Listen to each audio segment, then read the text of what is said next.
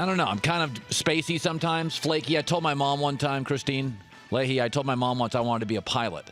And she's like, you can't be a pilot. You would die before me, and that's not going to happen as a parent. It's my worst nightmare. I've never told you, son, anything you can or can't do. My mom was very much a free spirit. She's like, you cannot be a pilot. I'd agree with that. Okay, so I'm a little flaky. So yesterday something happened to me before I get to the baseball, and I didn't tell my wife until right before we fell asleep, and she was incredulous. She's like, how did you not tell me? I'm like, I don't know. I was just thinking about other stuff in my head, and I'm formulating rants for a radio show. I forgot. And then this morning, we're an hour into our show prep, and I said, I didn't tell you guys what happened to me yesterday, and I told the story, and everybody's like, how did you bury the lead? How did you not walk in and tell us this story? So I don't want to do it for a third time because nobody will believe me. So I'm going to lead the show today with about 3 minutes of what happened to me yesterday. I was going on Sepulveda Drive in Los Angeles, which is like a semi-freeway. It's not a freeway, but it's moving in the afternoon about 55 miles an hour, right? It's got stoplights, though, unlike a freeway. So here I am, and I'm driving down Sepulveda, going to a meeting, and it's about 10 minutes away.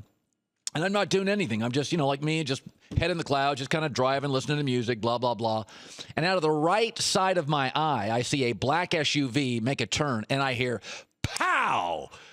And it's a massive car crash sound. It's metal on metal. Bang! And the black SUV, I'm in the middle lane in Sepulveda, that's the right lane, flies up an embankment, almost driving into a restaurant and a tree.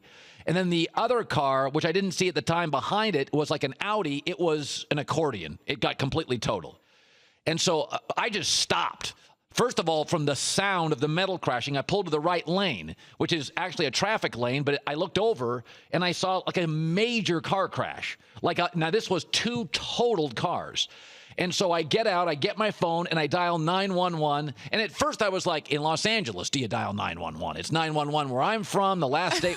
I'm like, oh, what do I dial? So I dial 911, and it's in my hand. And then I go over, and there's this girl screaming and crying and shaking, and there's smoke coming out of this black SUV.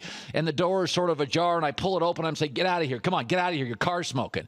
And then the lady on the phone's going, hello, it's 911. Hello. And I'm like, we got an accident, Sepulveda. I couldn't find the street. I'm like, what's the street? I'm like, it's Sepulveda. It's across from the Target. It's Sepulveda. It's 3rd Street. Okay. And then I go around the car, and the son in the car, the teenage boy, her sister, and she caused the wreck. He's screaming on the phone with his dad and crying. And I'm like, tell your dad you're okay. I'm a dad. Tell him you're okay. You're fine. Then I walk around the car. 2 people get out of the gray car, and they're furious because they got cut off. Their car's totaled, smashed to bits. No, lady comes out. She's got a little blood in her finger, but she's fine. She's shaking. And I'm like, you okay? Sit down. Then these restaurant workers pour out of the restaurant. And I don't know if they spoke much English, but they were just going 1,000 miles an hour. I'm like, everybody's okay. Everybody's okay. And then my phone rings again, and it's like 911. And then I go over, and the skinny lady gets out of the gray car, and she wants to get into a fight with these kids because she's going nuts. And I'm in the middle like, you're okay. You're fine. It's not your fault. Then there's a guy in the street that comes up and goes, aren't you the radio guy? I'm like, I don't have time. I do not have time for you. I love you to death. Take the Patriots to cover. I've got an... So here, I don't mean to sound like a hero. I mean, you were absolutely a hero. No, let's not go crazy. Did they recognize you? Well, were you like, hi, I'm Colin Cowherd. I'm here to save the day. It was fairly remarkable, I'm not going to lie. You called 911. Thank God. It looked like a movie scene. Yeah. If you would have literally placed 2 cars and 15 people, you would have put a truck almost going into a restaurant up against the tree on fire, kids screaming, the other car furious, and then I'll give LAPD credit because within 2 minutes, there was a motorcycle cop, and then within 3 minutes, there was a ambulance and another cop. So you got to give the local, as I was saving literally America. All these municipalities were like pouring in. Then a guy drove by and screamed at me, hey, D-bag, your car's parked in the Sepulveda frame. And I gave him the bird, and I'm like, people are dying here. I'm saving America. Did the cops congratulate you? Did they give you like a badge of honor? No, I turned to the cop and I said, I got to be honest. I'm the only witness potentially here, and I didn't see a damn thing. I just wanted to save lives. And he's like, all right, yeah, whatever. And he started talking to the kids. And then I just got into my car and left, and everybody was fine. So that's the end of the story. Wow.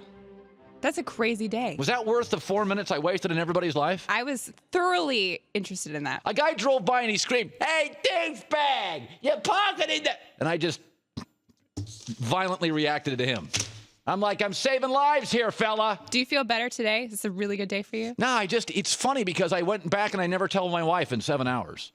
I was thinking about other stuff. I'm thinking about the show constantly. And then I came in this morning and we had to break down the baseball games. I didn't think for 5 minutes about it. And then an hour in, I'm like, I got to tell you guys about a car accident I saw yesterday. We were an hour into prep this morning, like an hour before you even mentioned that. And so I would have casually. called everyone I knew when it happened. Like, funny, look what I didn't just text, did. Now, do you believe me now? Because my wife last night was like, I don't even think this is real. And I'm like, why would I now make it up right before bed? And why would I? Yeah, I thought you made it up for like the first 4 minutes that you were telling the story no, it was in the meeting. It was a real story. I would assume, since you're now doing this live on TV and radio, that someone would fact check it. So I would think it's true. Did you see Bradley Cooper last night? I did not. Oh, I forgot to tell you, Bradley Cooper was in one of the cars. I saved his life as well. I don't want to get overly dramatic with this, but it was a